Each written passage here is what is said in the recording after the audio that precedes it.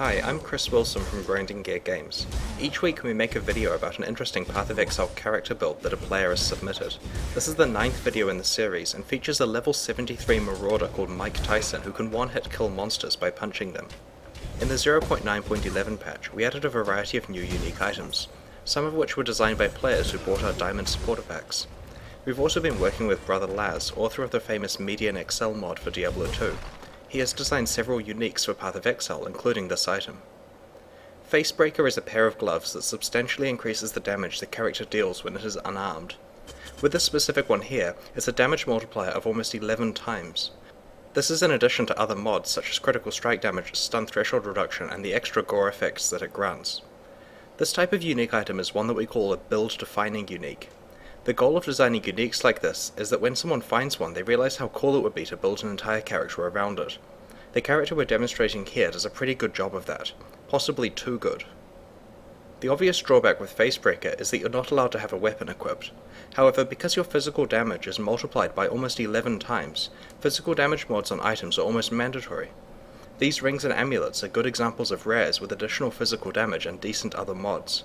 The unique belt, Meganord's Girdle, is excellent for a Facebreaker build because it not only has additional physical damage, but also an additional 10% life bonus along with its other mods.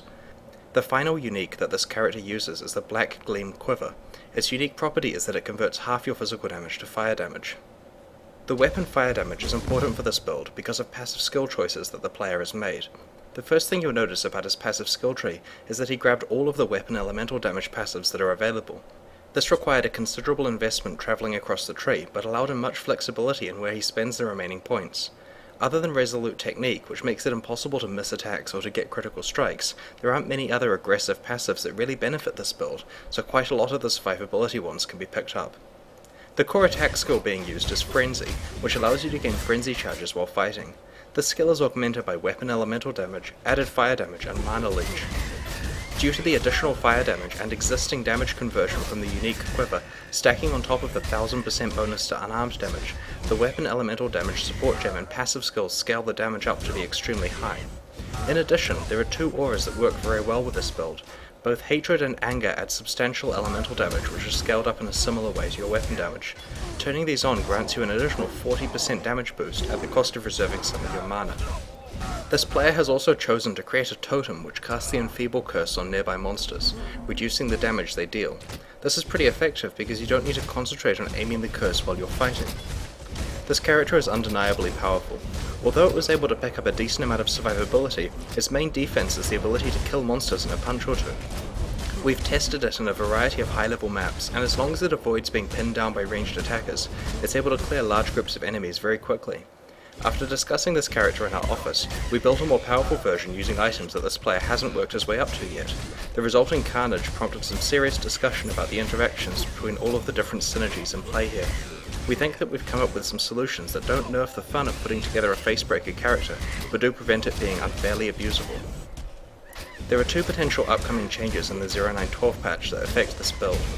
The first is that there's discussion of whether quivers should affect your unarmed damage if you're not using a bow. We'll probably side with intuition and make it so that quivers only work with bows and not with fists. The second change is that weapon elemental damage will only affect your damage when you are using a weapon, as the name suggests. It's unintended and unintuitive that weapon elemental damage currently affects unarmed attacks. In our testing, Facebreaker builds can still be really powerful even without these tricks, though I suspect this particular character will need some changes. This is probably the first build of the week that is actually being nerfed on purpose due to its extreme power. Congratulations! I'm very interested to see what Facebreaker builds will occur in the future, especially as we add more game elements that work well with unarmed attacks. The Infernal Blow skill, for example, will probably work with your fists in the next major patch. Path of Exile is currently in closed beta. If you'd like to play it before it enters open beta later this year, please buy a supporter pack from pathofexile.com. If you have built a character that you'd like us to feature in one of these videos, just let us know on the forums. If you enjoyed this video, please subscribe to our YouTube channel and consider following us on Twitter and Facebook. Thanks very much.